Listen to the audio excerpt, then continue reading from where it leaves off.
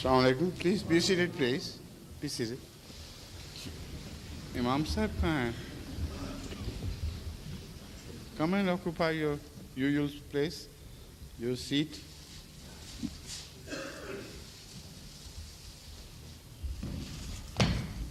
Where is your notebook with references?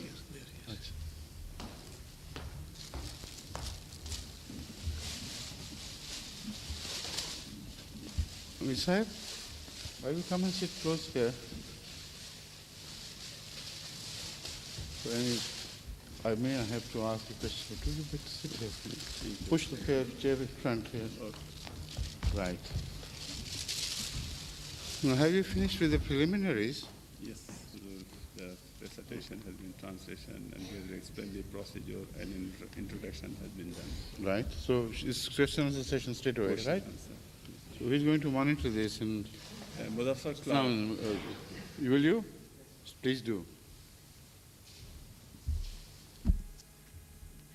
I'd like to call the first questioner, Hazur, and that's Mr. Kailash Chanda.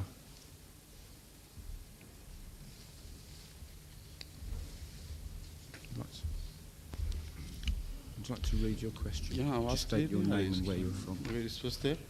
My name is Kailash Chandra from Leamington Spa, and I'm a friend of Mr. Salim Justet, MD Leamington Spa. Your Holiness, in your opinion, what is the solution of the mad cow disease which affecting the whole world as well as on the Christianity? Excuse me, the voice is not carried up to here through the this public address system. Is something wrong? So maybe the loudspeakers are directed, towards the audience. Yeah. Try and speak. Here we are deprived of this sort of Excuse me. small island where you can't hear the voice properly. My name is Kailash Chandra. It's too loud now. It's okay. Leamington Spa, Warwickshire. I'm working as a bus driver, Hindu religion. I am friend of Mr. Salim Mujassid, MD in Leamington Spa. Your Holiness, in your opinion, what is the solution of mad cow disease which affecting the whole world as well as on Christianity? Thank you. Thank you. Yes, please.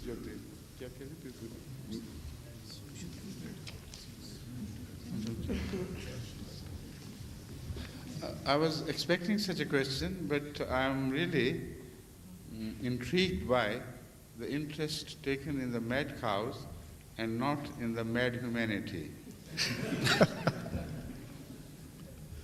It is the mad humanity which is going to jeopardize the future of man. Yeah. And we are already witnessing such behavior on the part of politicians all over the world, which indicates suicidal policies regarding the human values.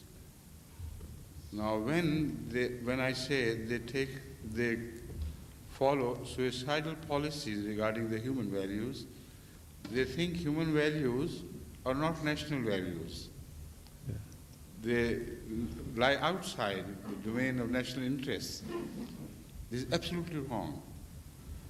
Without paying serious attention to the human values and moral standards, no country can gain from any political wisdom at all, because wisdom is something else and execution of wise things is something else. When it comes to execution, there you require a high standard of morality. Otherwise, nothing can be done. So legislations are all right, relating to mad cow disease, for instance. They can slaughter any number of cows. Some of them may be mad, some not. But the question is, why did it start? Why did it happen in the first place? And this is not something which must have erupted suddenly.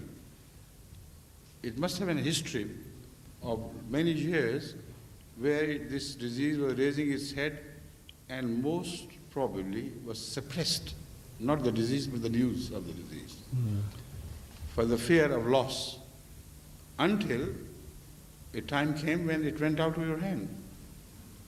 And this mad cow disease here is also related to the same in European countries.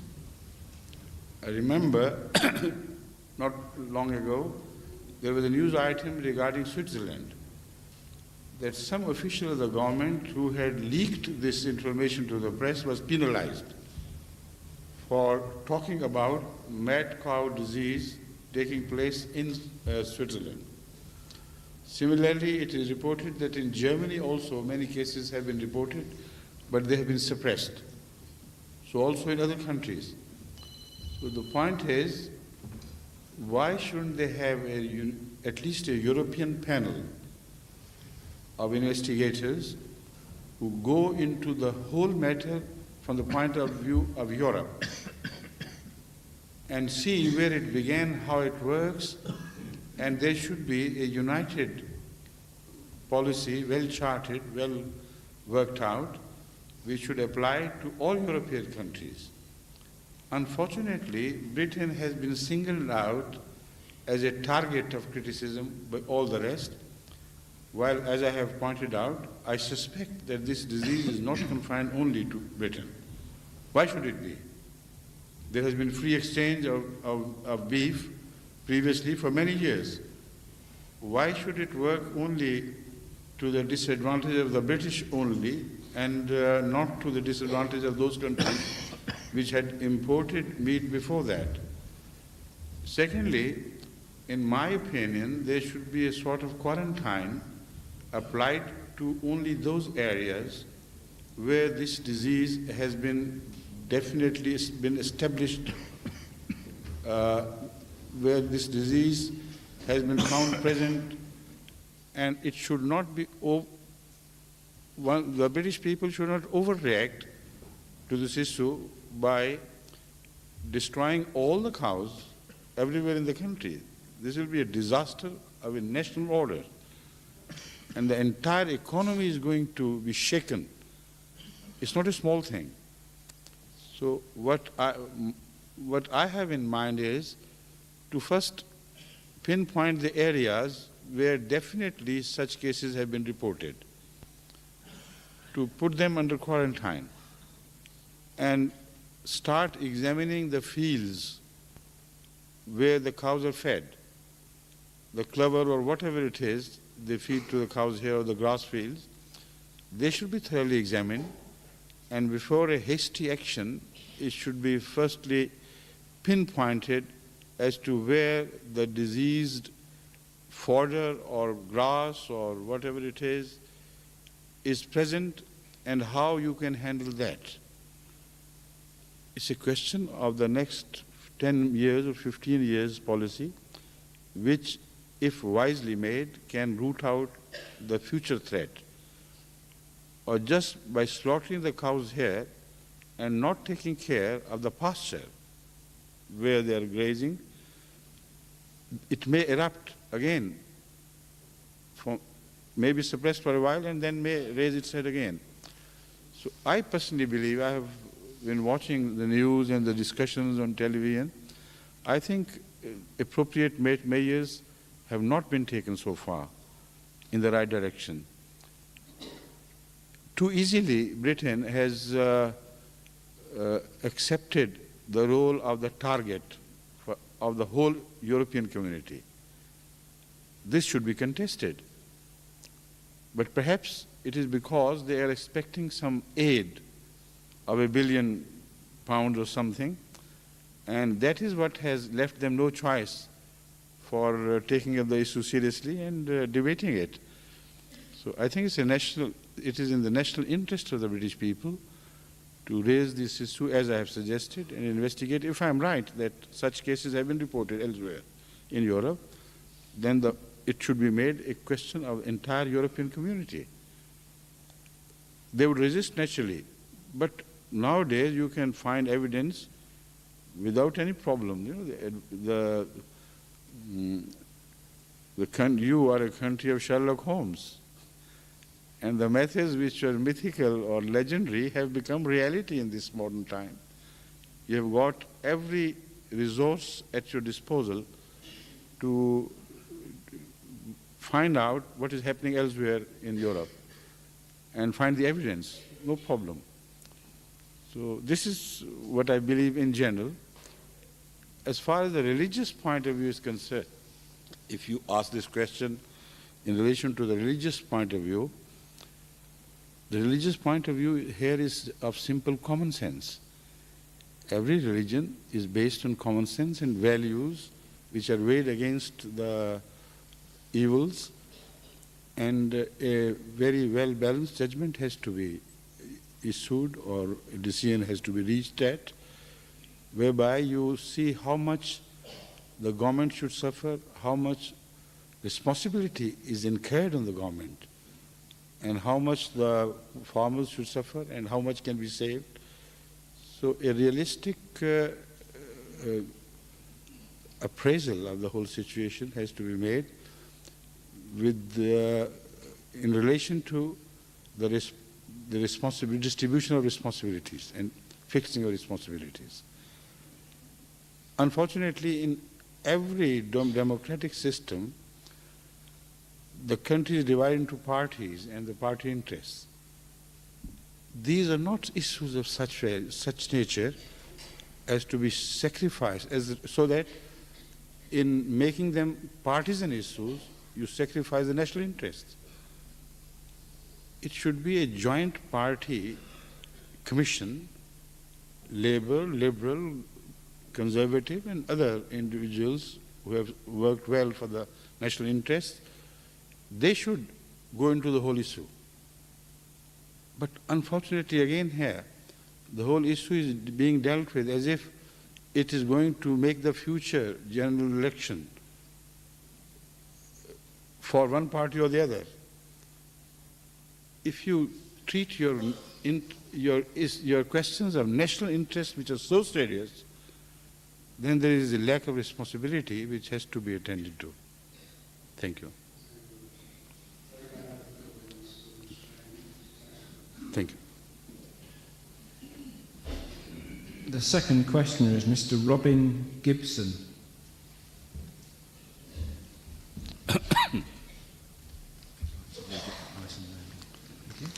Assalamu alaikum. What's that? Robin Gibson from Chester. My question concerns the duration of hell. An apparent contradiction between the Hadith and the Quran. If I might read the Hadith, it says, "There will come on hell a day when its shutters will strike against each other and there will be none left in it. That will happen after the inmates of hell will have lived in it for centuries." Musnad. But in the Quran, the word abadar is used in 3 places with regard to hell. I don't know Arabic, but I understand that that means forever. Could you... Yes, inshallah. Thank you so much. Could you please sit while I answer you? The question of hell and heaven has first to be understood in as far as the nature of hell and the nature of heaven are concerned. If it is just a pit of fire like the one presented in our fiction, like Milton's Hell and Milton's Paradise, or Inferno by some other scholars, it's Italian. It was an Italian author who wrote Inferno, didn't he? What was the name? What? Dante. Dante's Inferno. This is not the religious concept, in fact. The religious concept is very different from the commonly held view about the hell and also about the heaven. So whether they are everlasting or not, how far can they be everlasting? What is the justification of giving a punishment to against a limited sin, limited in time, limited in its volume and application, which punishment is overwhelmingly large, out of all proportion, and everlasting is inconceivable. But what is the mechanism, what is the philosophy of all this? Without understanding these questions, my answer will not be understandable. But I'll have to be very brief. It's a very big issue I have taken up. According to Islam, according to the study of the Holy Quran, the hell and the heaven are made here on earth by human actions. And every man's hell is different than any other person's hell. We create our own hell, and we create our own heaven. How do we do it? This issue has been discussed in detail in the Holy Quran repeatedly from different angles. This is not the appropriate time to go into a detailed discussion, but I can give you the gist of my study. According to the Quran, when we act against our conscience, the first time we do it, we register a hesitation. We hear a voice from within. This is wrong, you shouldn't do it. But when you do it repeatedly, then the voice of protest from within is stilled ultimately. And then you have a free hand to do whatever you like, but you know it is wrong, even if you do not read much of religion or religious doctrines. It has related to the human psyche as it is created by God. So everything which is wrong in relation to human beings, or your behavior towards human beings, is known to all human beings alike universally. It's not an issue of a religious training or lack of that. So what you owe to others, even to the animals, you know it, because that is built in you. So once you begin to discard the process of your conscience repeatedly, then your personality undergoes a rapid change or a gradual change in accordance with your relation with crime or sin and crime are the two words let's forget for a while in relation to the violation of the dictates of your own conscience. When you do that, your personality undergoes a change and it becomes visible what you are becoming. You become hard-hearted. You become insensible to the sufferings of others. You lack the capability of sharing your pleasure with the destitute and their misery with yourself. This is moving away from God. This is moving away from the attributes of God which have designed us. This is the meaning that man is made in the figure of God. He has created man under the light of his own attributes. The stamp of the Creator is on human nature.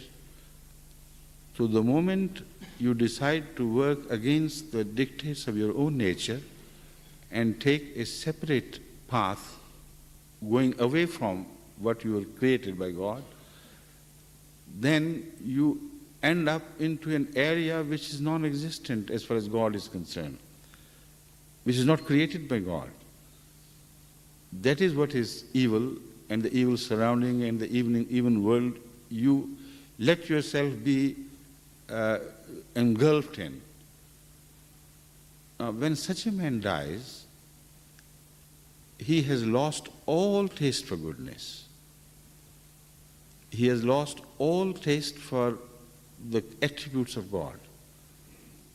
When he re-emerges into the new world, next world, and his sensibilities are sharpened in the right direction, the closer he is to the attributes of God, the more will he be a suffering man.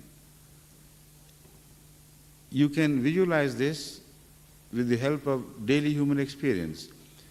If somebody is addicted to pop music and that pop music is withheld from him even for a day or two, he will feel uneasy and vacant, missing something, craving for something which he can't have. It's not a physical craving at all. It is not a physical craving, because he is fed well, he is given water or whatever drinks he likes in plenty, and yet he misses something. What is that something? Something which he has spiritually created for himself. Now, if after death there is no such pleasure which man pursues here on earth and trains himself to be satisfied with that, then the lack of it is hell. You see, those who are drug addicts, sometimes if the withdrawal is too quick, too sharp, they will commit suicide. So that is the spiritual hell which is created here on earth by man. And the spiritual heaven is also created here, and we see the signs of hell and heaven here on earth. It's impossible for a man to continue to create hell for him here and expect a heaven in the hereafter, or the vice versa. When you do good, anyone, if he does good, it is not a question of a future promise of reward. He is rewarded there and then. The act of goodness is a reward in itself. It brings about definite changes in his personality.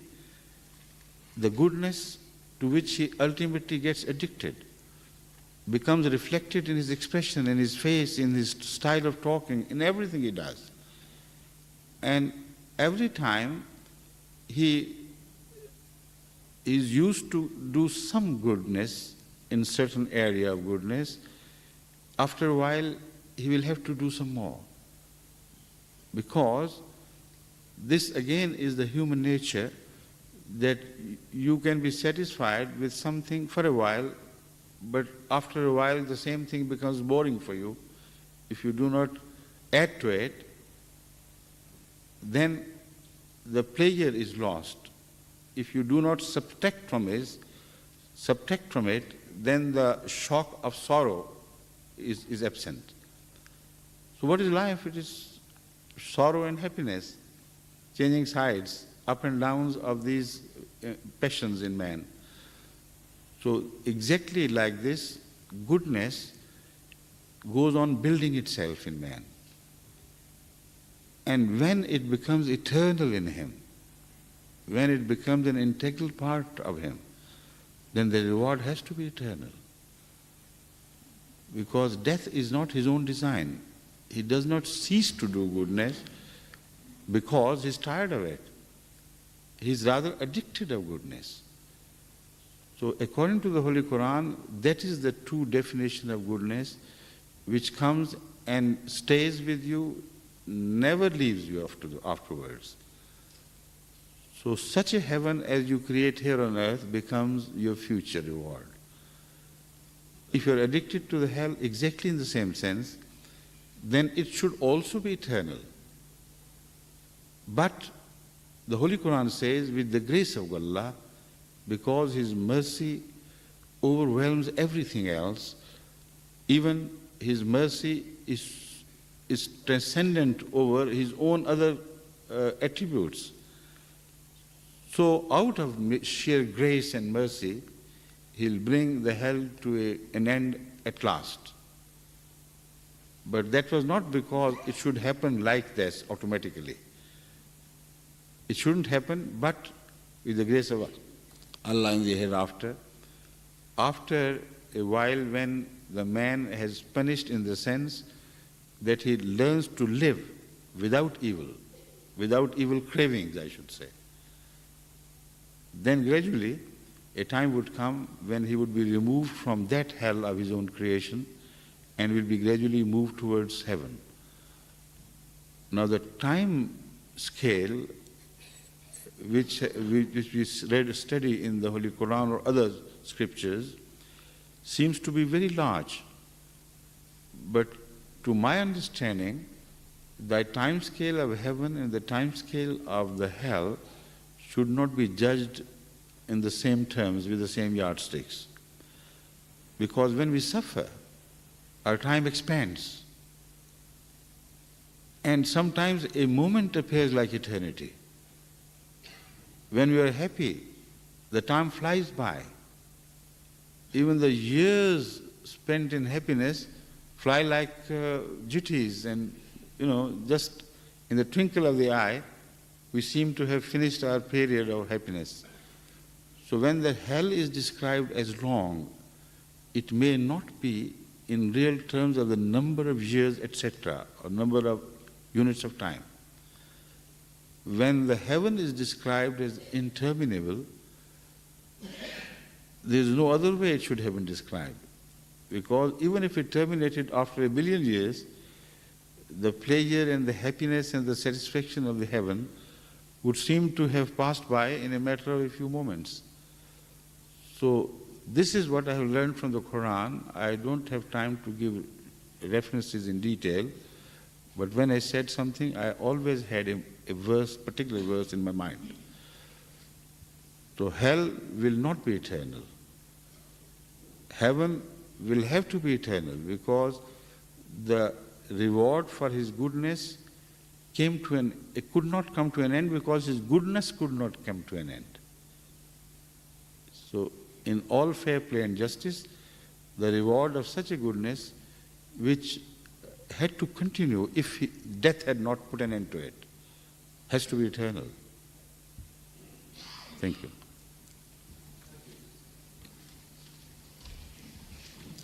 The third questioner, as always, Mr. Fazal from Lichfield. Garam pani. Right pan? Mr. Fadl Yes, from please. Lichfield.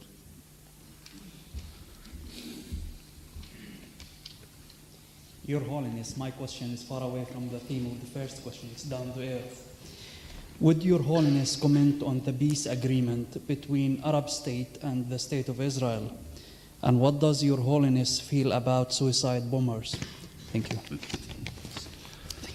Suicide bombing or suicide, anything is suicidal, which is not permitted in any religion. So it is suicidal in the sense that you sacrifice your own interests at the altar of your madness.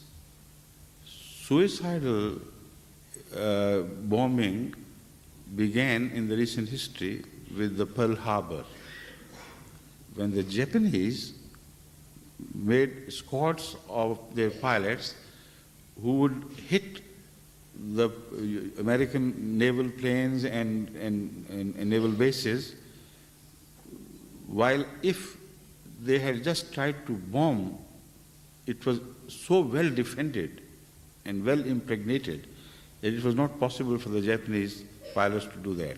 The only course open to them was to strike with the plane itself and be exploded along with the explosion.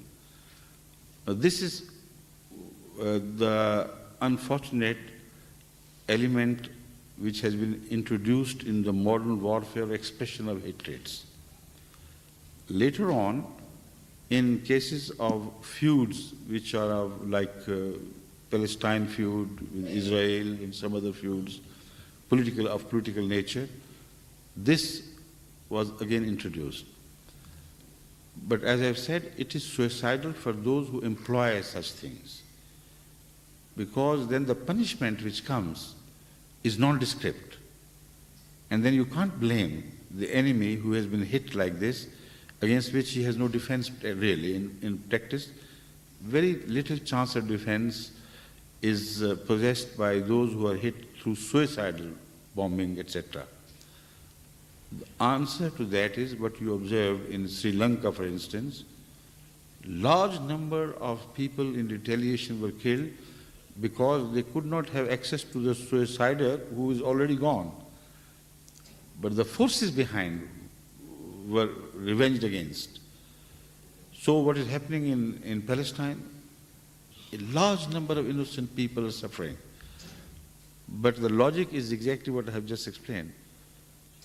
The Israelite government says we can't do without it, because the suicidal bombs cannot be stopped, and it cannot be accepted that there is no base for them, there is no soil on which such people are nurtured.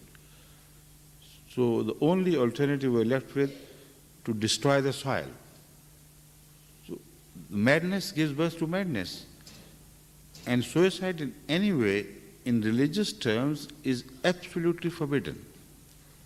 In Islam, suicide is forbidden to the extent that even it is preferred not to say the janazah prayer of anyone who has committed suicide.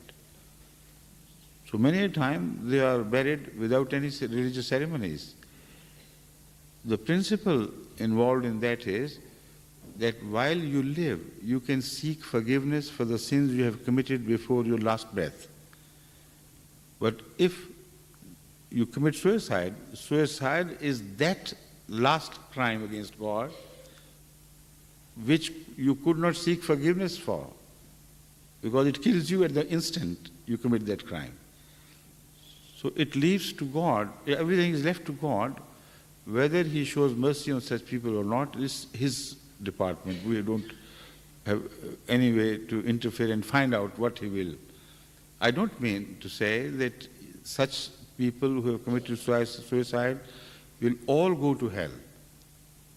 Some of them have some compulsions from within, some are mad, some have some other problems which humans cannot judge. But as a whole, suicidal tendencies are madness. Now, when they are individual madness, even then the society does not permit them to happen. But when they become communal madness, then the suffering they cause is directly proportional to that. And I fully condemn all attempts of suicide, whether at individual level or at a communal level. Thank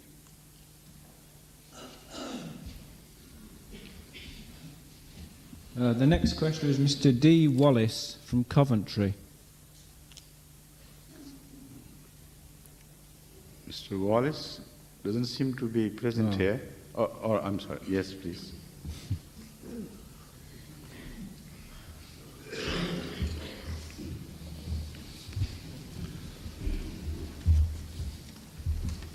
Read it nice and loud. Okay. Your Holiness. Right, my question is as follows. We see in the world a lot of suffering. A great deal of it is caused by man. But if God had not created the world, there wouldn't be any suffering. Now, my question is quite simple. What is the point of creation? Okay. And how can the people who suffer be convinced that God exists? Thank you. Please sit down. The issue of suffering is a time-old dilemma faced by man, particularly by moralists, by the leaders of religion, etc. What is the philosophy of suffering? Why should God, if He is, all merciful and all forgiving, why should He create suffering at all? This issue has been debated among the philosophers, among the religious leaders, various religions and their founders, from times immemorial, as far as I can reach. The one philosophy which was offered by Zoroaster seemed to be a mechanical and simple answer to that. He believed, not he, but some of his followers later on, not he himself, believed that there are two gods. One is of evil and one is of goodness. And they go on playing a seesaw between them. Sometimes the hand of the evil god is transcendent and above and becomes stronger. And sometimes the hand of the good God, or God of goodness, becomes powerful and gains the upper hand. This is a philosophy, but in fact a childish attempt to resolve the issue. Because that means there is no hope at all. There is no evolution. There is no set direction towards betterment of our affairs, because if this is just an accidental thing, then it can go on and on forever. But apart from this Zoroastrian philosophy, which is, I believe, wrongly understood by some philosophers of later ages, all other divinely revealed scriptures speak of only one God, and He is the God of goodness, and there is no evil created by Him. So what is suffering then? How is it born? If you understand this philosophy correctly, then automatically the issue of evil will be resolved. Because, you know, sun sends radiation down to earth, and the whole universe around the sun is illuminated by the radiation of the sun. Whichever is closer is more radiant, which is farther away is less radiant, but the sun is the source of light. Who created shadows? Who created darkness? None. It is the lack of light which creates shadows and darkness. Night in itself is not a positive value. It is a pole, an opposite pole of light which cannot be done away with. Anyone can choose to move from light to shadow or to darkness. So this choice is that of the person if he is given this option. If he makes the wrong decisions and opts for darkness instead of light, how can that God be blamed for this who created the sun for the purpose of enlightening? Now, I'm talking in general metaphors, and they should not be applied in every detail, because the night also has its values. The Holy Quran speaks of that very clearly, that night is also essential for you. But when you symbolize these things, then light means goodness and evil means darkness means evil. Happiness can be likened unto light, and misery and sorrow and suffering can be likened unto darkness. So is this illustration applicable to the human experience or not? This is the second point which I want to clarify. I believe it is applicable because man's reluctance to accept the divine instruction most often creates evil from him himself. Like man's defiance of medical advice can create evil for him, which is of his own doing. Now the issue is spread over not only one generation, but generation after generation. There are some collective effects as well, which are created by our forefathers, and we cannot run away from them, yet we share the sufferings despite the fact that they were not of our own doing. So these issues become more complex when you reach this stage of resolving them, because then another issue will evolve as to why should a generation suffer for crimes or omissions for which its forefathers were responsible, not that generation. I have taken up this issue and I have attempted to resolve it from all various angles. In a recently finished work on the question of revelation, knowledge, wisdom, etc., where I feel you can find many answers to this question which have many-sidedness. And I have tried to explain the philosophy of creation, and I have tried to establish that in the philosophy of creation, the moment you introduce the element of option, there has to be suffering along with happiness. in no way can you do away with suffering.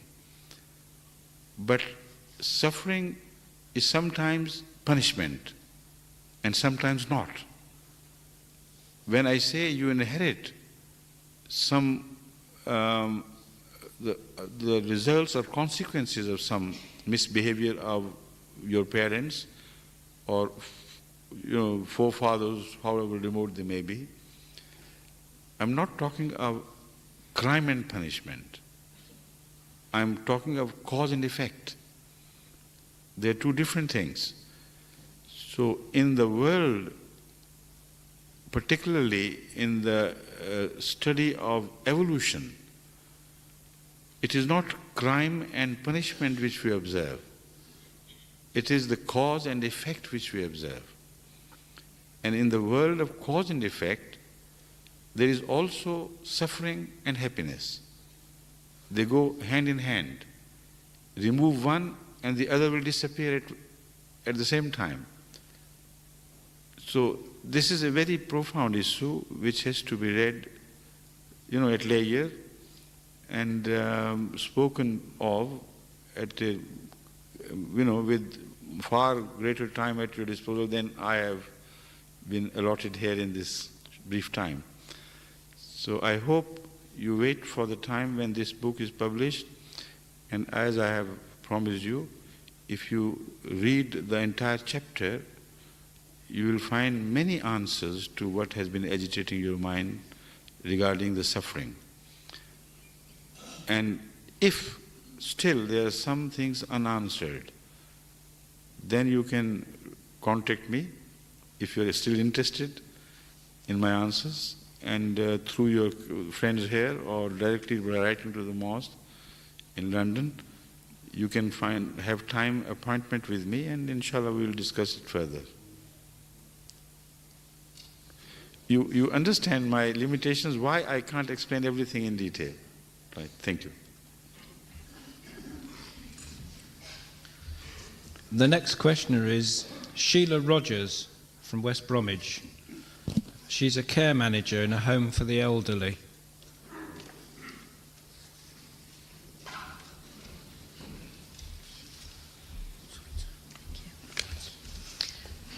Your Holiness, I'm Sheila Rogers from West Bromwich, and I'm here as a guest of Dr. Ahmed. My question is, as a Christian practising the Church of England faith, and with each Easter approaching, does your faith recognise and celebrate as we do? Easter? Please, if you study the history of Easter and also that of Christmas, you will agree with me that it has no Christian background at all. It is not a Christian celebration at all, but it was a compulsion of the Christians during the Roman Empire and later on in some other European countries to begin to celebrate or to share the celebrations of other people, but with a religious cloak and a religious covering. So neither there is a Christian background for Easter, nor there is a Christian background for this Christmas, because the date of birth of Jesus Christ was about 2-3 months, before the time of Christmas. There's enough ample evidence from the New Testament as well as from the Quranic statements. So why should we blindly participate in a celebration which has no religious significance and no logical significance either? If you must celebrate the birth of a prophet or a divine of whatever nature you believe in him, or death of a prophet or a divine, if some believe in Krishna, for instance, Lord Krishna as a manifestation of God personified, whatever the nature be, if you celebrate the birth of such a person or the death of such a person, you should do it in a manner that it becomes an appropriate homage to his goodness, to his high qualities. How can you pay homage to Christ even if we accept this by eating chocolates, egg chocolates? It has no bearing with the subject at all. How can you permit yourself to drink overmuch and commit crimes as well as commit mistakes which result in the unhappiness of the society as a whole, by accident during the driving, accidents of the drunkards during the driving, etc., etc. So we should be meaningful, realistic. We do not celebrate even the Muslim festivals the manner in which the majority of the Muslims do, because we have a principal objection against the manner. For instance, the birth of the Holy Prophet is celebrated all over and they call it Mawlud Sharif. But the way it is celebrated, if anyone who did not know the significance of that goes into Pakistan or India where this birthday is celebrated, he would be out of his depths to understand who was born. Was it a singer or a great actor? He may guess, but it will be very difficult for him to guess that it was the birthday of a prophet. And a prophet which is deemed to be the holiest of all the prophets. So these celebrations become superficial and meaningless, just an expression of one's search for happiness, and they have no religious significance ultimately. And another proof of what I'm saying, the truth of what I'm saying, lies in the fact that these celebrations are not known to man at the time where they should begin. No Christmas celebration will be heard of at the time of Jesus Christ, peace be upon him, and during the century of those who followed him. No Easter will be heard of in the community of early Christians. Similarly, the Mawlud Sharif is an unknown entity to the period of Hazrat Muhammad Rasulullah sallallahu alaihi wasallam, the founder of Islam, and his Khulafa. So we give them pious names. Well, the reality is that they are as much unpious expressions of our own suppressed desires as they can be. So why should we blindly follow these things? Only out of courtesy. We wish well to all Christian friends. If somebody sends me an egg or two, I share it with some other friends, and I don't consider it haram or illegal to partake of those eggs, but only as chocolates, no more. Thank you. The next questioner is Mr. Roy Butler. I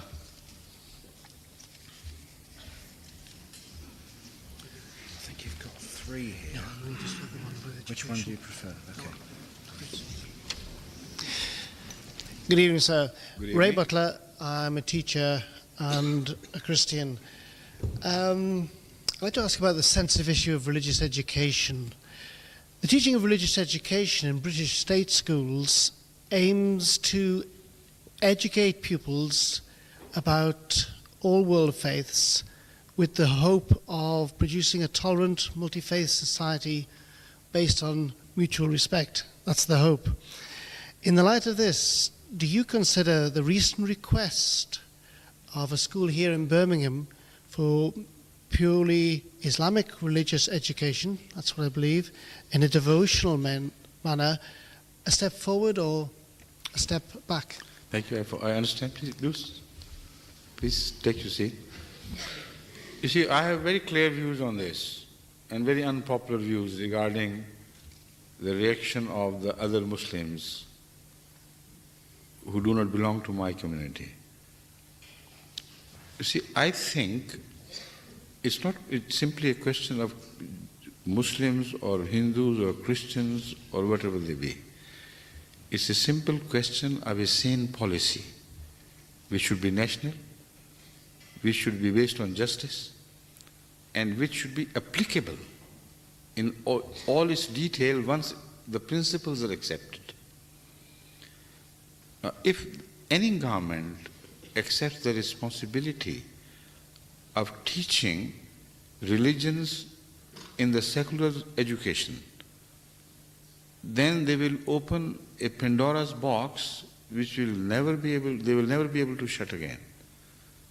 More snakes will raise their heads from that box. More problems will keep on cropping up and propping up. It's impossible to handle an issue which in principle is not advisable, it is not valid in itself. So I reject this demand. And the community, Ahmadiyya community, never makes such a demand anywhere in the world. Why? Because the religion has its own domain. And that domain is nondescript. It cannot be defined according to the number of the adherents, because in most cases the religions are followed very little by its so-called adherents. So the practical working membership is very small as compared to the known, the total number of the adherents of a religion. And then there are denominations within that religion which split their ideology into smaller parts and segments and scenes. So much so that if one is the true representation of that religion, the other is not. They can't be held together simultaneously to be the genuine representations. If Catholicism is Christianity, then Protestantism is not. I mean, there's so many examples. Christian church was divided into 700 some churches during the history. And many of them have become obsolete and ultimately, they died out. But still there is a large number of churches. What will be taught by a government, even if a government takes up the responsibility of teaching Christianity? And if there are other students like Hindus, Sikhs, Muslims, Jains, Buddhists, and whatnots, and atheists, why shouldn't they be taught their philosophies?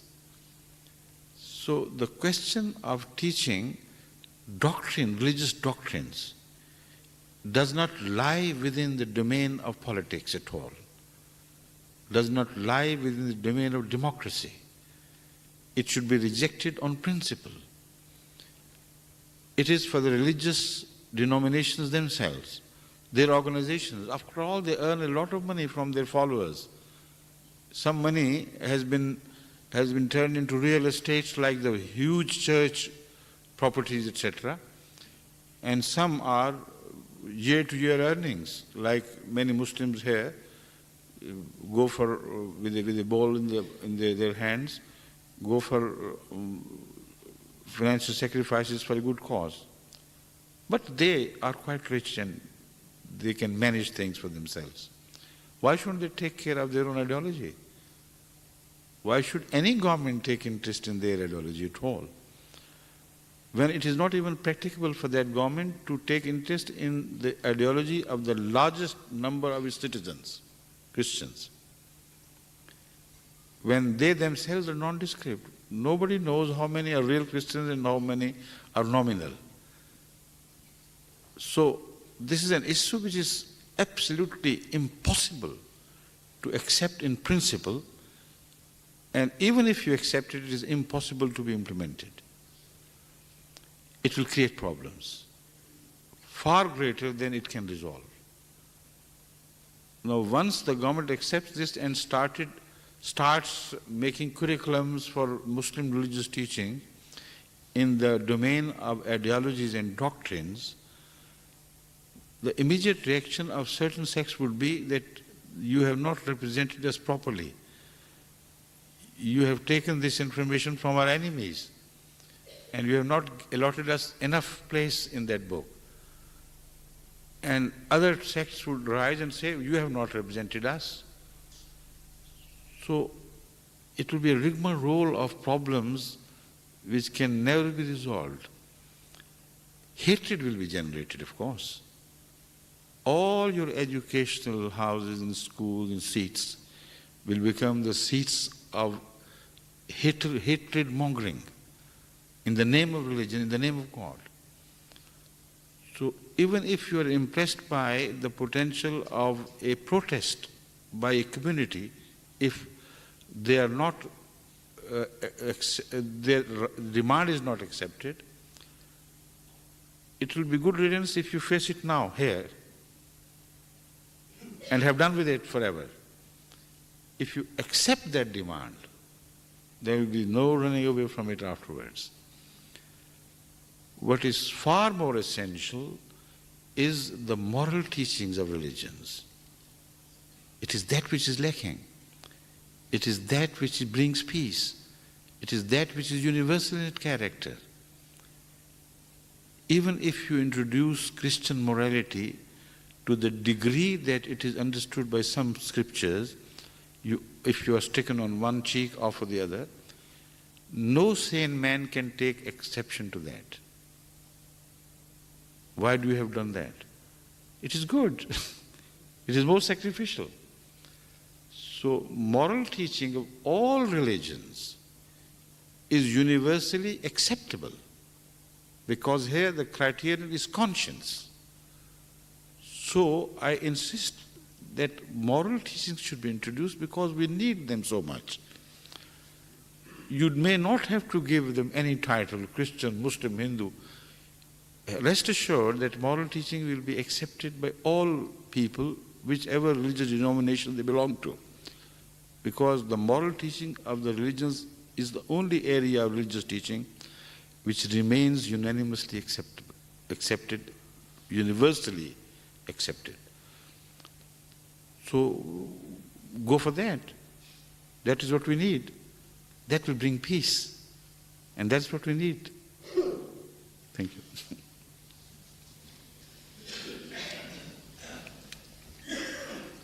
The next questioner is Mr. David Harris from Coventry. He's a Master of Arts and a Christian minister.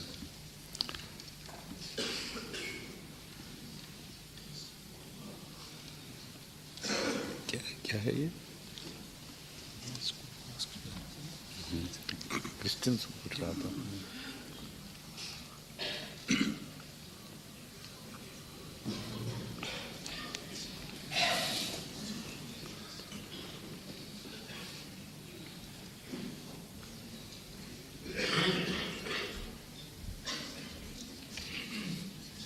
Your Holiness, I am Reverend David Malcolm Harris from Coventry. I'm a Christian minister. Since the Holy Quran preaches tolerance, why is it that in so many countries there is open persecution by Islam, especially of Christians? Thank you, sir. This question can be best answered in the form of a question. If you are well read in the history of Christianity of say 200 and 300 years ago, and it was understood and practiced in Spain or in England in the days when, for the allegation that somebody was practicing sorcery, women particularly were burnt alive. All that was done in the name of Christianity, was it not? If you happen to be born in that period, what would be your answer? That is my answer today, when I am born in this period, in defense of Islam. Religion is one thing, and the distorted behavior of its followers is quite a different thing. You must never judge and condemn religion with reference to the behavior, which again is a time-related behavior, an age-related behavior of its followers. Otherwise, there will be no consistency left in human affairs at all. Christians of the time of Jesus Christ, they are the example. Christians of the time of 300 years of Roman rule, when they were persecuted and fed to the beasts of jungle. That is also a message of Christianity which we can read from there. Christianity of the period when the Christianity had gained state powers. And not only non-Christians were not tolerated, but also the Christians themselves suffered at the hand of the Christians themselves. What happened in the time of Isabel and Ferdinand and Isabella is a most horrid history of Christian unfolding, which was not Christian at all. But all sects which did not belong to Catholicism were ill-treated to such extent and with such imbecility. As when you read, it's impossible for you to hold your tears when you read about how Christians of our denomination were treated by Isabella and Ferdinand, not themselves, but under the influence of church of that period. So this is a different issue altogether. If you want to really investigate into the Islamic teaching, go to the Quran, understand the Quran and understand it with the help of the Hadith. And there too, there will be enough problems obstructing the passage of genuine inquiry. Because if you start reaching the Quran through the vantage point of Sunnis, you will get a different message. If you do it from the vantage point of Wahhabis, you will get a different message, and so on. So this evidence of Muslims working against the interests of the Muslims themselves or subjecting them to torture is not a religious issue. It is an issue of human distortion. When it takes place in politics, it creates such ugliness in politics. When it takes place in religion, it creates such ugliness in religion. So it's a human fault which one has no right to transfer to the religious teachings or the founders of religions. And again, it's a phase of history. It will get over, and new views, visions will be born out of the same people of this generation in the next generations to come. Like you yourself know from your personal experience, can any poor woman can be burnt alive or thrown to hand bound with feet and hands bound into a pond for the mere reason that she was a sorceress or accused to be sorceress. And the logic behind all this was, if she confesses, she should be burnt alive. If she does not confess, she should be thrown into a pond with hands and feet bound. Why so? Because if she is a sorceress, she will not drown, even being so helpless apparently. And if she drowns, then okay, she'll go to heaven. She's innocent, but she'll go to heaven. Now, this was the distorted logic of some Christians, or so-called Christians, I should say, of England in your own history. Can you find such distortions anywhere in the world of Islam today? Not to be compared at all. 5,000 innocent English ladies were put to stake and burnt alive merely on the charge that they practiced witchcraft. In one reign only, in the reign of only one queen. So I'm not blaming you at all. I'm asking you, are you justified in blaming this onto Christianity, despite the fact that the perpetrators of these crimes did blame it upon Christianity? They had no right to do so, nor we have, nor you have. Thank you.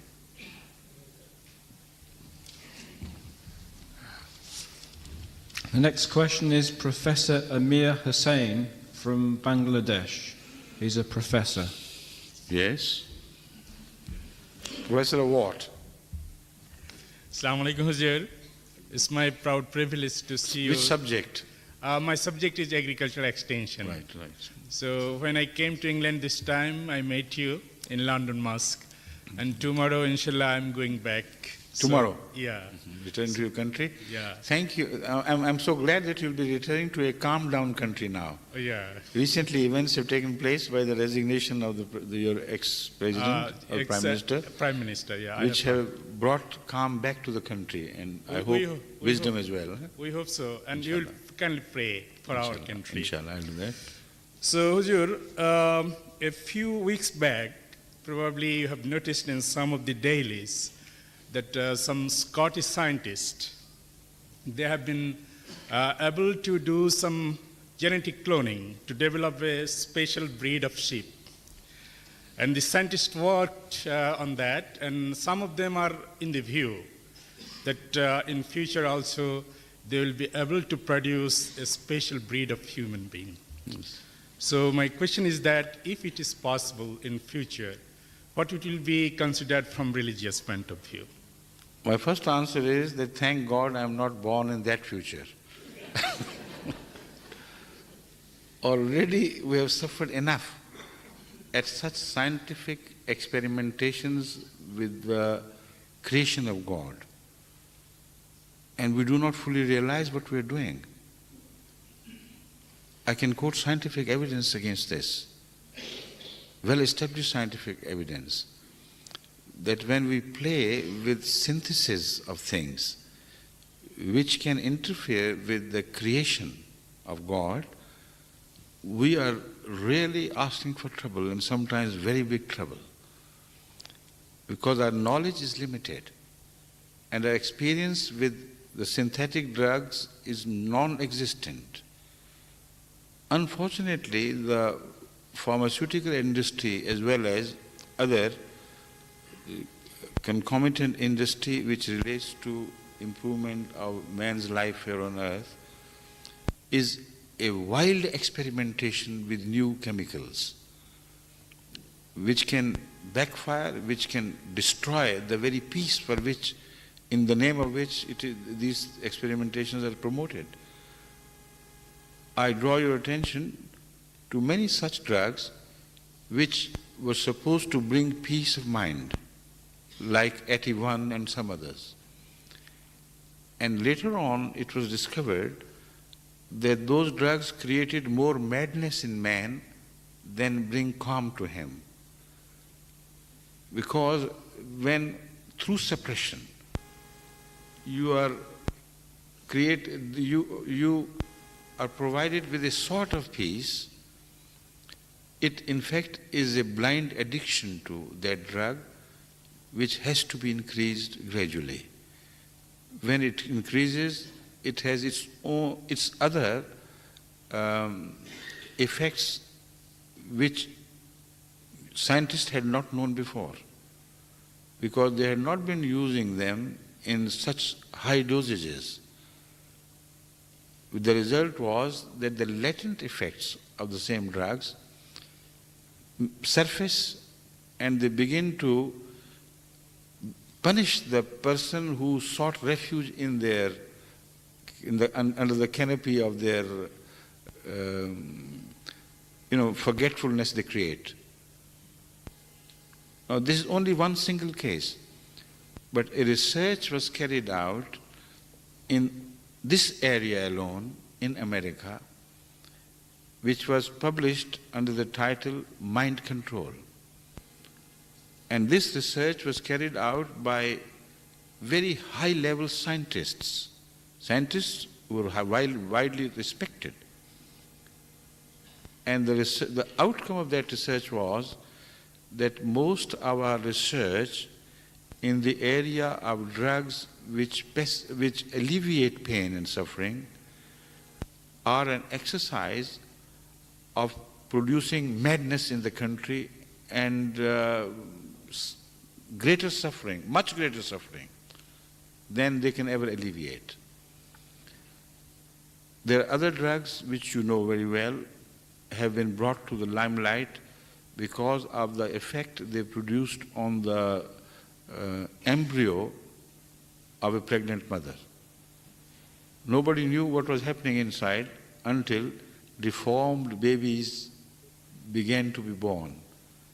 It was too late. Researchers later on disclosed that this was done under that and that drug. Now there are new diseases being added to the already large paraphernalia of diseasing with which we have to cope. How many of those are man-made and how many are a natural gradual evolutionary result of a natural gradual evolutionary process? We don't know. But we know for certain that many of them can definitely be man-made. Scientists, modern scientists, or the drug mafia or the pharmaceutical mafia can be blamed for those drugs very squarely.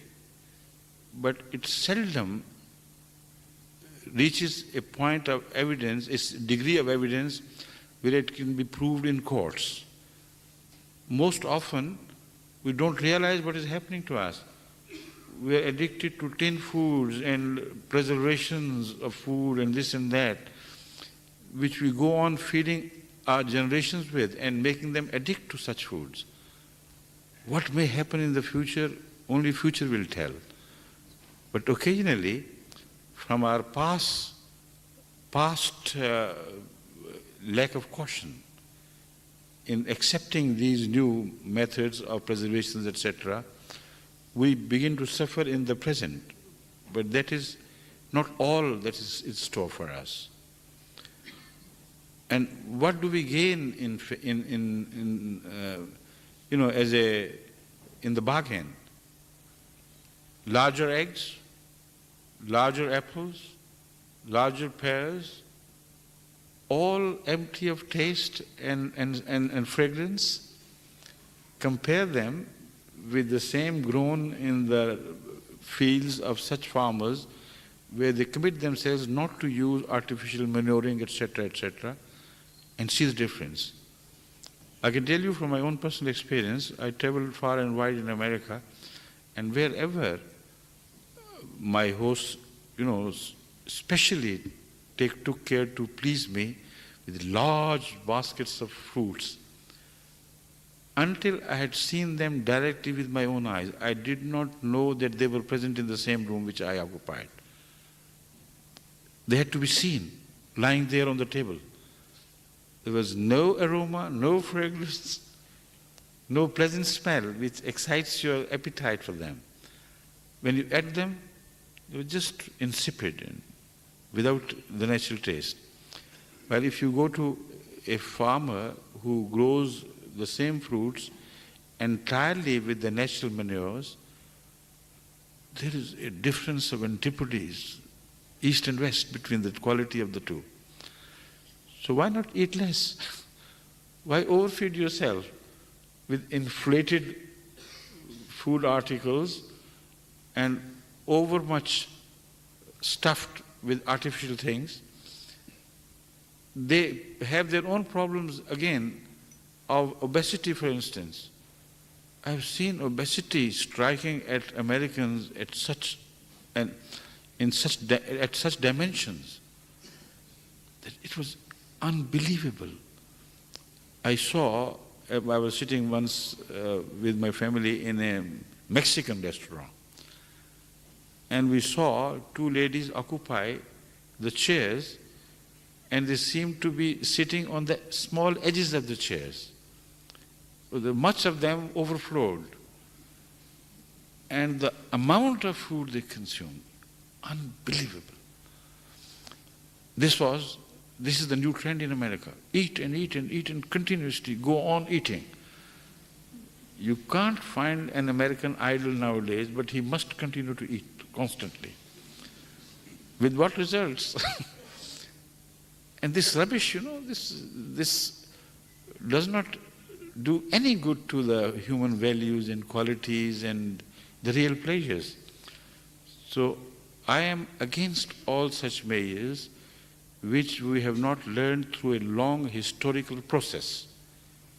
Conventional measures and methods have been learned by us through long historical experiences and processes, and we have already paid the price of our follies in the past.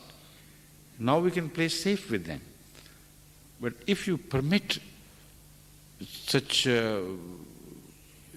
interference into the nature, like through, for instance, genetic engineering, you don't know what you're in for. Already it has been established beyond a shadow of doubt in America that what the scientists predicted, the outcome of an experiment of transferring one gene from one animal to the chromosome of another, proved disastrous because the resultant animal was absolutely different from what could be calculated. So if this is genetic engineering, a day may come when we become enslaved by our own productions or our own creations. I advise grave caution in that area. Thank you. We are in time, aren't we? There are 3 questions left. Okay, yes. The next question is from a gentleman called Tawfiq, and he's an accountant. Please. Most welcome.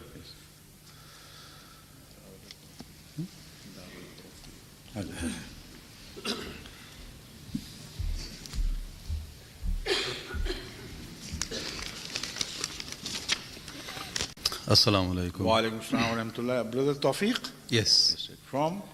From Birmingham. No, of course from Birmingham, but originally? From Pakistan. From Pakistan, right. Yes. I'm more of a Brahmin now than a Pakistani. I've stayed here much longer than I was in Pakistan, so that's why I call myself more of a Brahmin.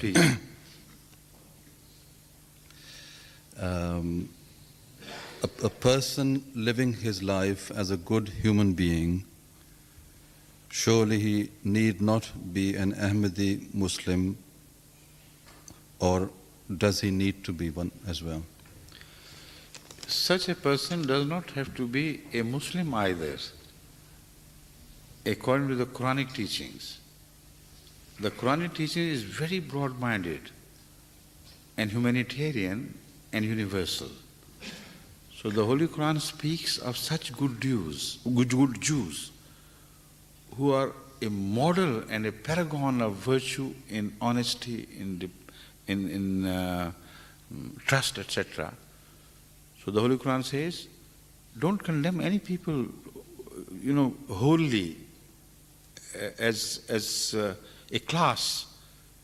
The Holy Quran says there are Jews with whom if you leave mountains of money, they will return you each penny of it, each part of it, without ever thinking of usurping it.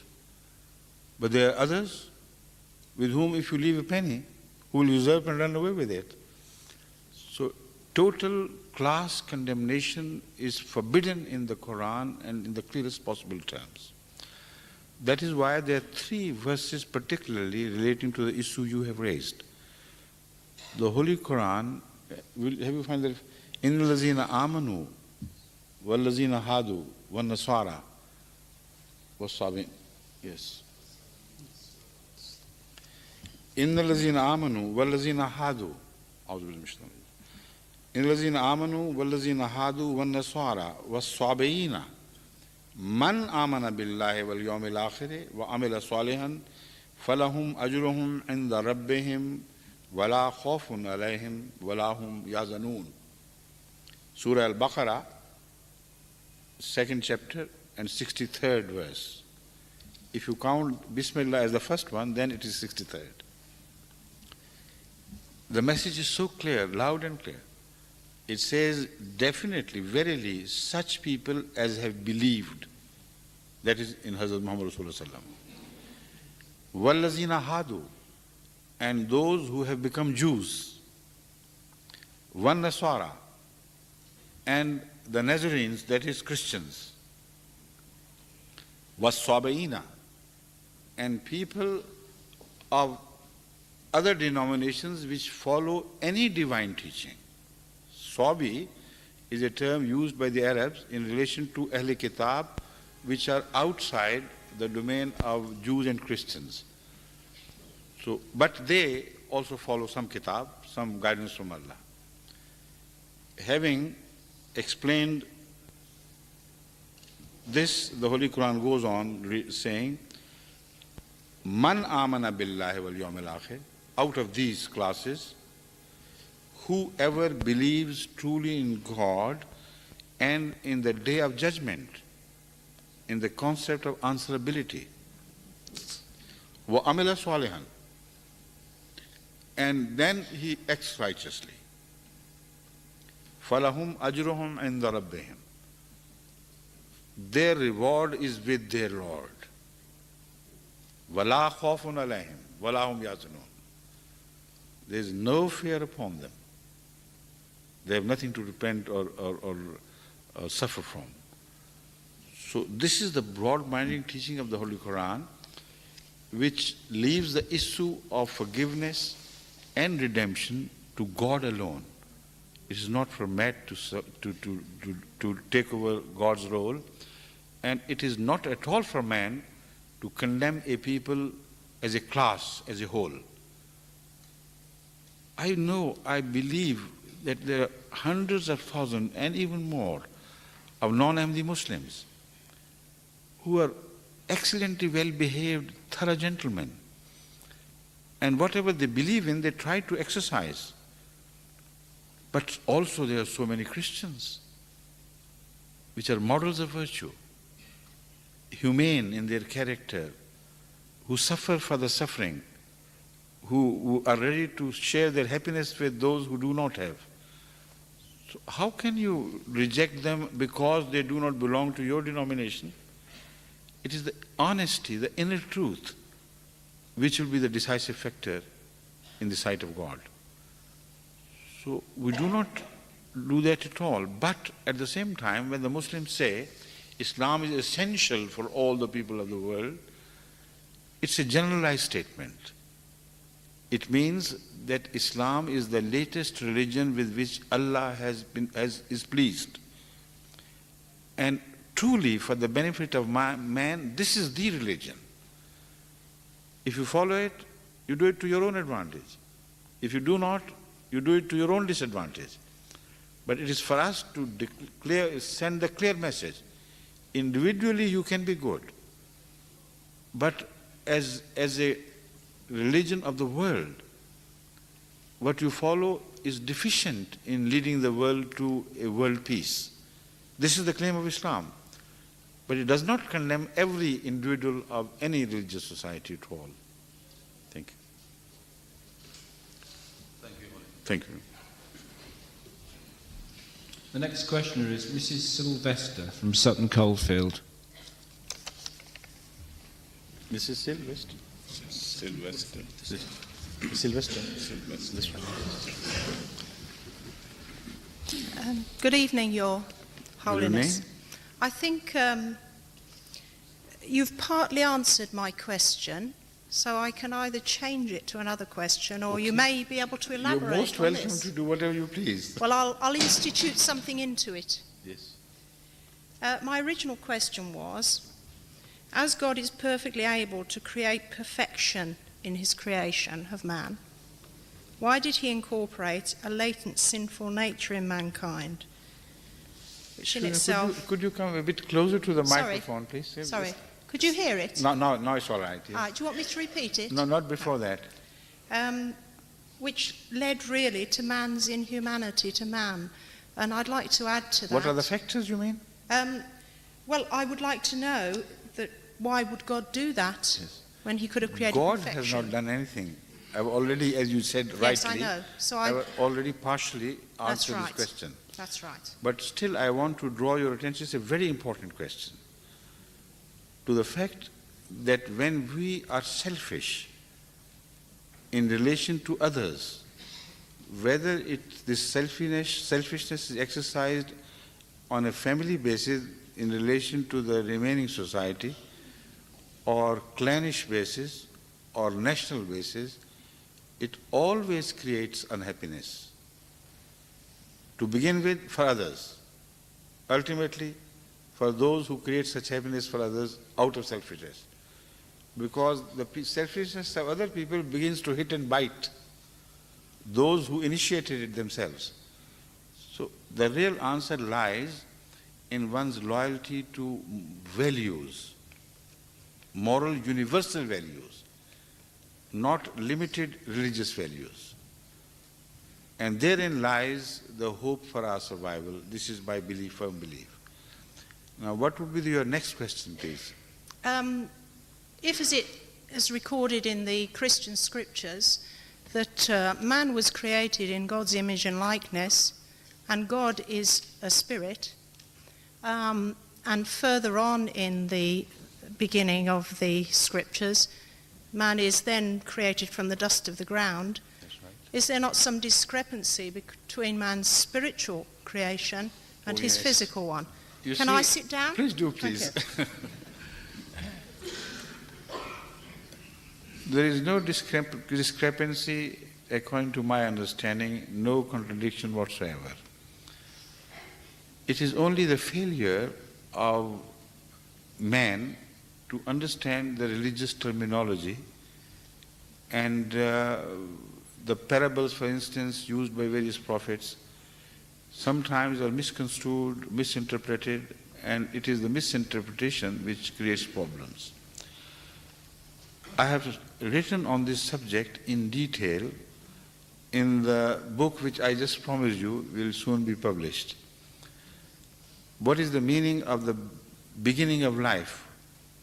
What is evolution vis-a-vis religion? Why man is created from dust and how? For one thing, I must make it very clear that this idea is completely rejected by the Quran, that man is molded like plastic from like a material material like plasticine.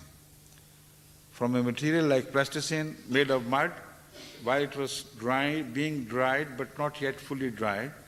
So God made an idol-like thing and breathed into it, and lo, it was complete with brain, with nervous system, with immune system, with blood, with everything which goes towards making of a man. It's absolutely childish, totally meaningless. And the Holy Quran throws light on this subject in so many different ways, from different angles.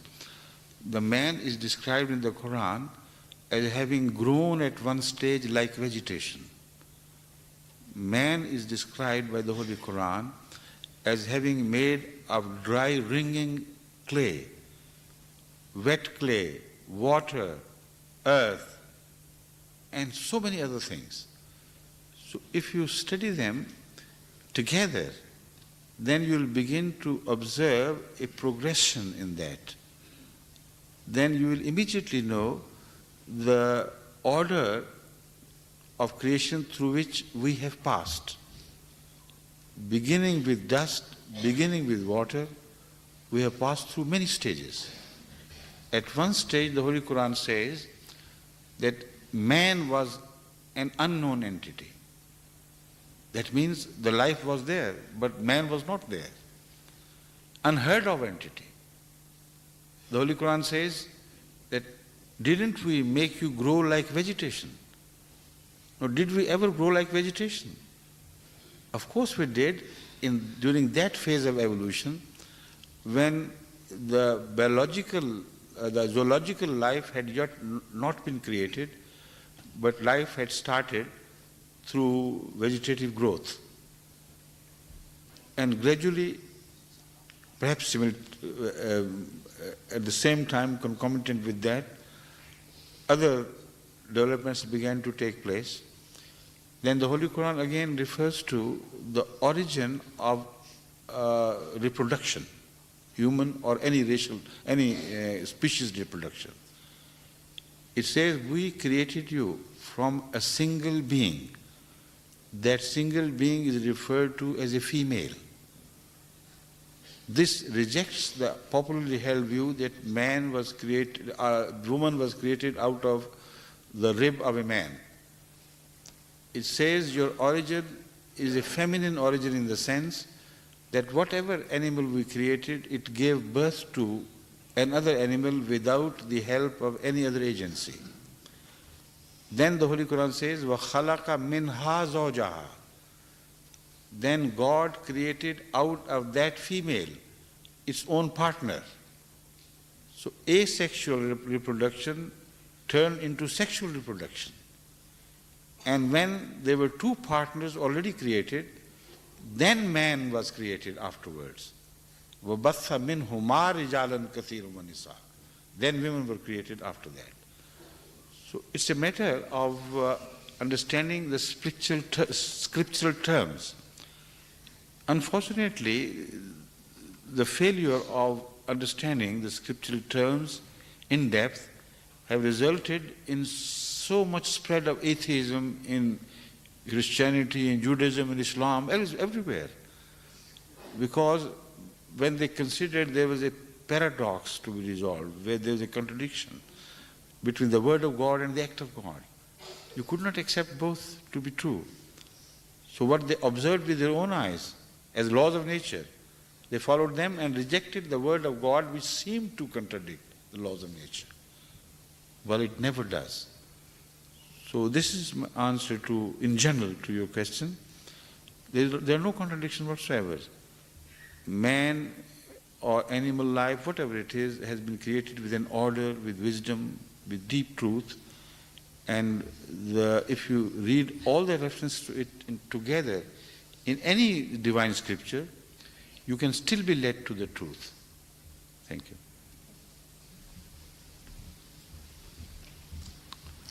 The next questioner is Mr. P.A. Amin.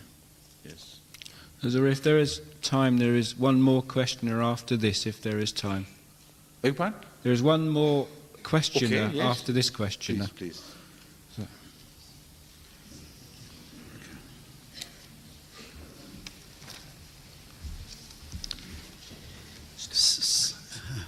Sir, I look upon you as my guru at present. First of all, I am a human being and then Hindu. And as a Hindu, I will do all the three things required to do as a Shishya, as a disciple to the Guru. One thing is, I must bow down to you. Second thing is, I must be prepared to serve you, sir. And the third thing is, you must ask Guru comprehensive questions, and until you are satisfied, that is your privilege to ask the Guru. Pranipatena. Here, permit me to disagree with you only in this last aspect. Everybody is at liberty to ask anybody as many questions as he feels like asking. This is his freedom. But he can't confine others. Yes, sir. Exercising his right of freedom and taking away the right of other person's freedom. I was just only... No, I'm just pointing out. Yes, sir. You have a right to ask as many questions as you like. I have a right to keep silence. Yes, sir. Yes.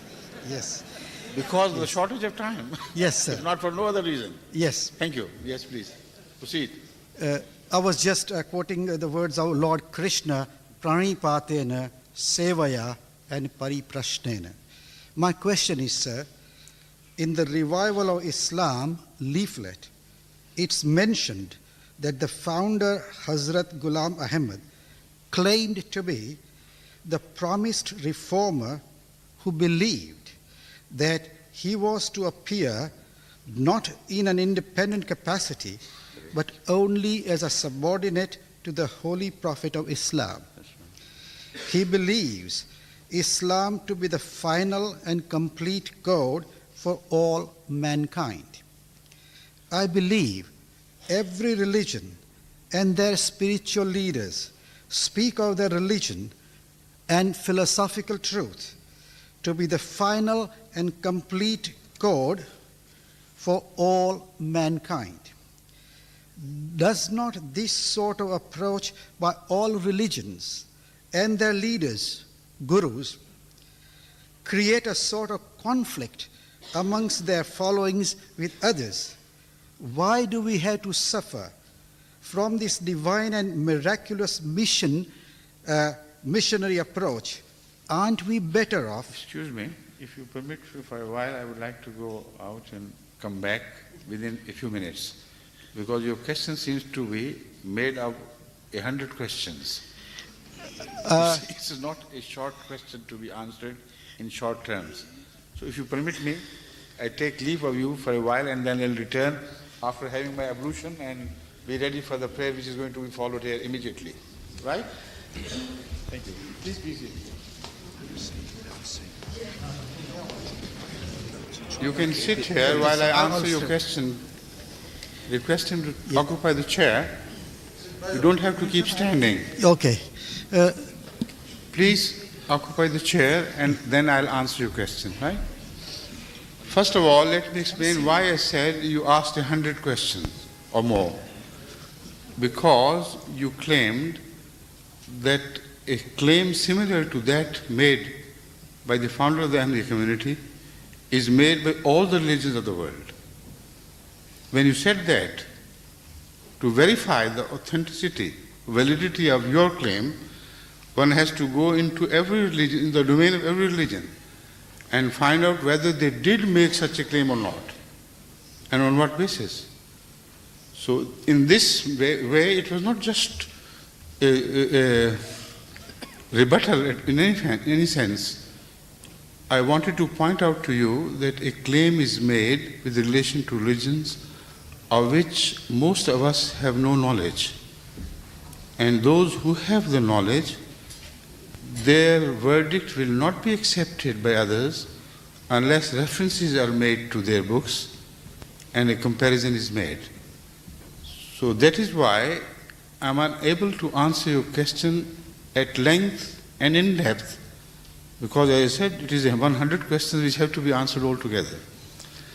As far as the other aspect of your question is concerned, that it creates hatred and ill will if everybody claims to have a superiority over others and then they have infights. Is that what you said, or did I misunderstand you? I used the word conflict, not necessarily hatred. Not necessarily, yes. But you see, that all depends on human attitudes. The ugliness is born out of misbehavior. A claim can be made, anybody can make any claim. It is the way you react to such claims which creates problems for the society, which sometimes destroys peace of the society, particularly so in the area of religious discussions. And this is so unfair to the religion itself, because only the religion suffers when the followers of religions pick up fights against each other, cut each other's throats, shed each other's blood. In the name of what? In the name of God, the creator of all. So obviously such teachings cannot emanate from religions at all, because God is the creator of all of us and all the creation. As such, it is impossible for him to teach the believers in one religion to cut the throats of the believers in other religions. What purpose would be served? So, if you analyze the whole situation, you will come to the conclusion that no religion can be blamed for that.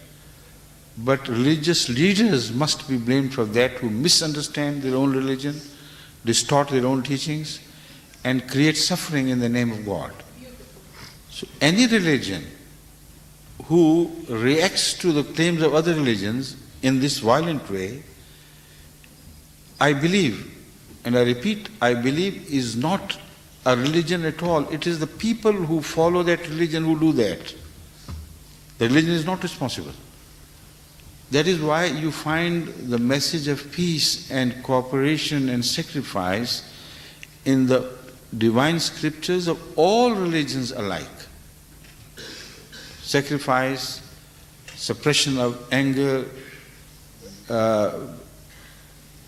avoidance of creating any ill, any suffering for other human beings and so on and so forth. And this is a teaching which is universal, found in Gita Bhagavad Gita, as well as in the Quran, in the New Testament, in the Old, everywhere. So that is why in the beginning I suggested that if a government must take up religious teaching, it is this area in which governments should become interested and teach people, the students, the moral teachings of religions. So if moral teachings are contradictory to the doctrinal teachings, morals are universally accepted as true, then the doctrines have to be rejected as false. So there is no real danger in making religious claims and discussing such claims from all sides, from all angles, and conversing on the relevant or relative superiority of religious teachings as long as the humans behave. Now, in the end, I'll remind you that the fault does not lie with the common people who follow a religion. The fault always lies with their religious leaders. And this is because they are extremely selfish. They treat the creation of God as their territories, not as human beings. When a Christian leader finds that some other denomination within Christianity or outside Christianity is gaining the people from the followers of a religious leader to other denominations, converting them to other faiths or other sects within the religion, it is only then that such a leader is agitated. If his followers are lost to him, he is agitated. If his followers are lost to God, he cares a hoot for that. I said Christian, but it applies more powerfully, more strongly to the Muslims and to the Hindus and to people of other faiths. Because in the third world, because of economic compulsions, the civilization has not advanced as much as in Western countries. So the reactions are not, their reaction is far more violent in these areas than in the European countries. Not because they just don't care whether somebody becomes a non-Christian, a Jew or a Muslim or a Hindu, they do care. But their response is more civilized. But conversion creates hatred. Conversion generates friction. It is conversion which creates bad blood to flow between one faith and the followers of one faith and followers of the others. So man has to be educated with reference to his own behavior elsewhere in other fields of human interest. In politics, it doesn't happen. In one family here in England, one would be a Liberal Democrat, the other one will be a Labour, who would pursue the Labour's policy, and the other would prefer conservative policies. And they don't kill each other, do they? Because they understand it's the human right. Whatever one thinks is best for him, he follows. But why this happens is because they have learned to live in differences, in give and take atmosphere. Religious leaders have not learned this lesson so far. That is why the danger emanates from them. Not in differences itself, but the attitudes. Lies the danger of peace in the religious areas. So I think for the time being, accept this answer is sufficient, and maybe if you want to find more detailed answers with regard to the first question, we can meet again. Thank you. The last after the last. The ultimate speaker, due to shortness of time, is Mrs. Satinder Kanwar Kaul, Yes. and she's from the Canadian Council of Punjabis. Is it right? Canadian, you say? Achha. Could you just pick one question? Yeah. Are you a visitor from Canada? Hanji, Which part? I'm from Toronto. Toronto. Ji. Yes. I have been visiting Toronto. I have been visiting Toronto many a time. You know, were you ever invited to a function of Ahmadis? I attended a couple of barbecues, you know, but You did? nothing, no religious. Good. Yes, I did. I'm sick by religion. Please, yes. I have 2 or 3 small questions.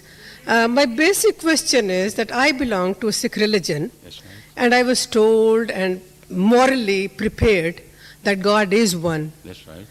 And now that I've grown, I'm 53 years old, I'm still trying to figure out that why are there so many faces of one God?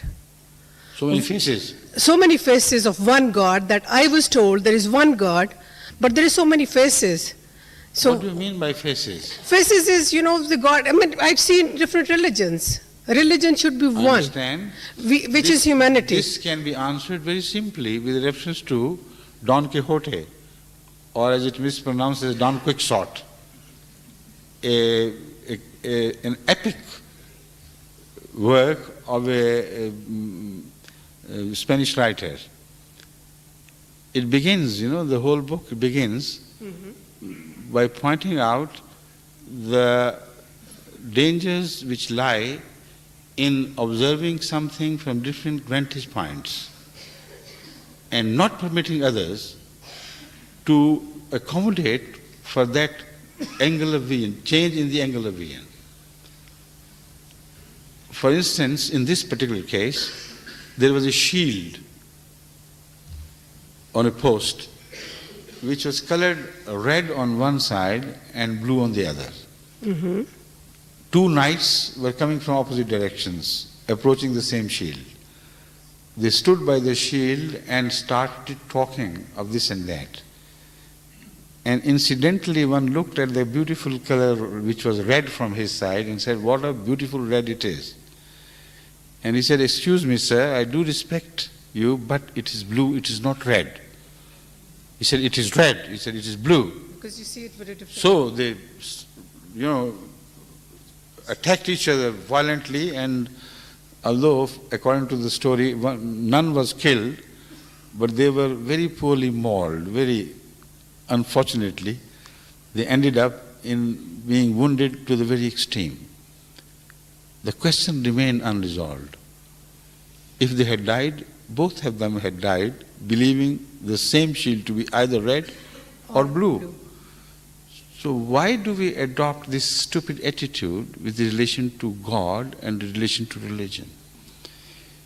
You must permit yourself to look at the same problem from other angles. And if you have this elasticity or this greatness of heart or magnanimity to try to understand other person's viewpoint from his angle, then the world would become a paradise. Then God would be only one, not otherwise. Okay, thank you. Thank you. There is one small question that I wanted to know was, what is the difference between God and spirituality? Sometimes, you know, I feel that it's better to do some soul searching. You find it within yourself that there is some source. Yes. I believe in God. I know there is some source that is controlling me and the universe. Yes. So I try to be good. But when you're good, why do you suffer? Please sit down. Wait for a while.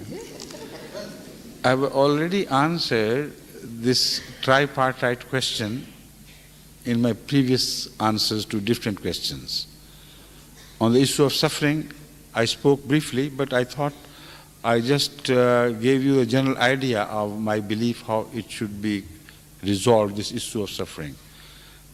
But if you are interested, I can still invite you to have the book, which will be ready within 2-3 months, inshallah now. And you will find the answers to many of such questions which are raised by others and also by you here. But goodness does not preempt suffering. Sometimes it invites suffering. And the suffering of the prophets is of that class. They offer sacrifice for the sake of the removal of suffering in their surrounding, in the atmosphere, in the society where they are born.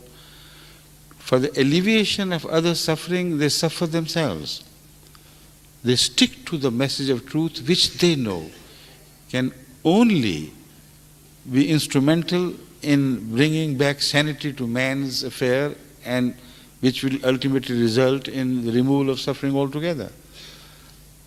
So they suffer in this sense. This is the true meaning of redemption, an offer of sacrifice of one innocent person for the sake of others.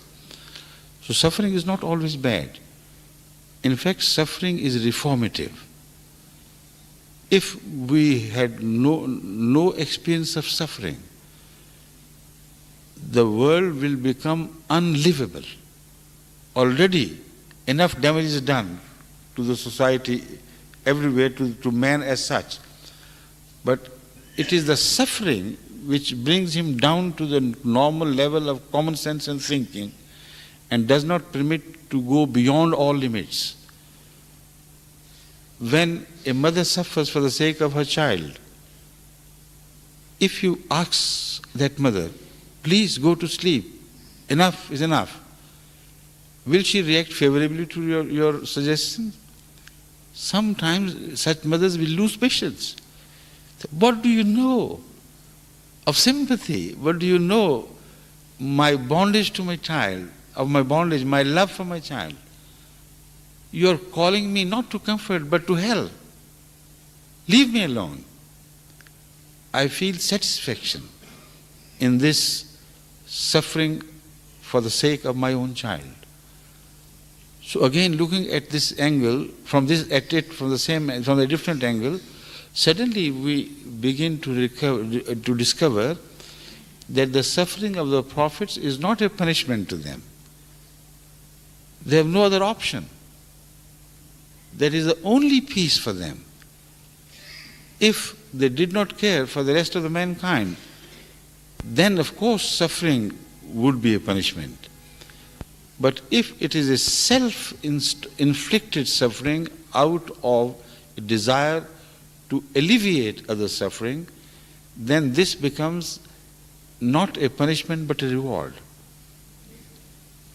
That is how they live, with such patience, and outlive all the trials they face. So the issue of suffering is a many-faceted issue. I have not said all that I wanted to, but because the time is short, I hope you will accept this answer to be enough. Do come, please. If you find time to come to London, you will be our most honored guest. You stay with us, and we'll take care of all your comforts, and inshallah I'll give you more time to discuss things of common interest, right? I take a lot of interest in it. I would love to come. Thank you. Thank you. Thanks for your time. Thank you. Last, it was? But? Beg your pardon? I'm sorry, I'm finished. Oh, come on. Now, in the meantime, let me announce that we are going to say a congregational prayer after the ceremony, this session is over. But there is one item left, I think, one final item which will be, this one item on the agenda is a vote of thanks, formal vote of thanks by His Worship, the Lord Mayor of this township, of the city. Is it that? No, is the mayor of this area. Lord Mayor of Lord Mayor? Sandwell. Lord Mayor of Sandwell. Of this, not entire Birmingham, but of this, all right. There's no Lord Mayor in this area of Sandwell. Achha, okay. I'm sorry if I have not been able to explain to you the office of the mayor, whether he's Lord Mayor or mayor, but he's very honorable. He's held in honor with the community which he represents, and so we also hold him in honor. Allah bless him for the sacrifice of his time, for sharing his precious time with us this evening and sitting with such patience for 2 long hours or more. And he will, what do you call? Offer the vote of thanks? That's right. But I, in fact, as far as I'm concerned, I try to avoid such formal expressions of thanks. And that is why I sent a message to him, rather belated, I understand, that please request the mayor to honor us with his presence, but not with the votes of thanks, because I feel embarrassed whenever I'm thanked for something which I don't feel myself having justifiably earned.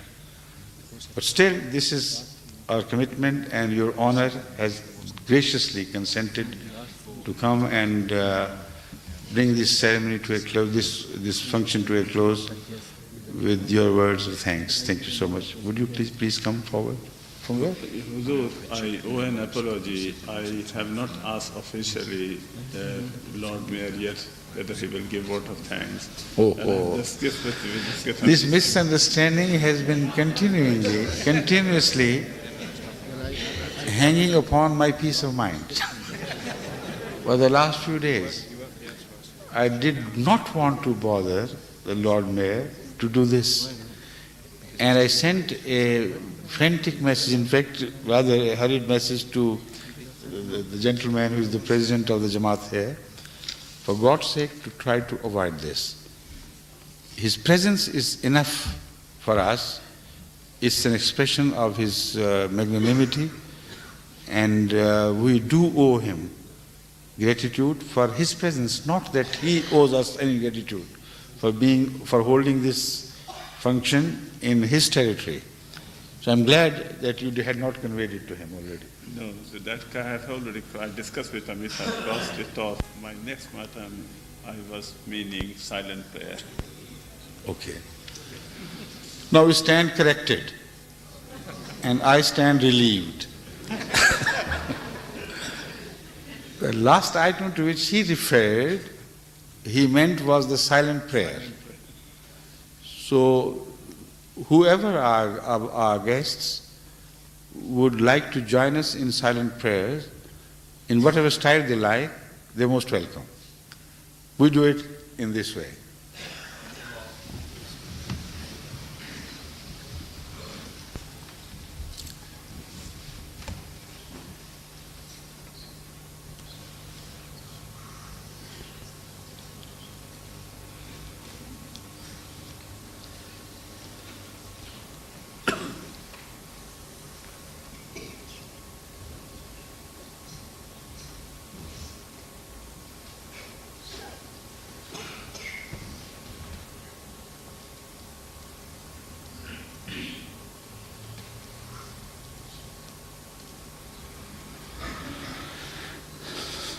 Amen. Now the only item on our agenda is congregational prayer, which will be said or offered by the Ahmadis. But other non-Ahmadi Muslims, if they feel free and without any pressure on their conscience, if they can join us or would like to join us, they're most welcome. Where are we to say the prayer? We will pray in this hall, and all the guests will be moving to the dining hall. Okay. While you are busy eating the food they will offer you, and they will be extremely obliged if you accept this invitation, we'll take care of the spiritual food. Thank you very much.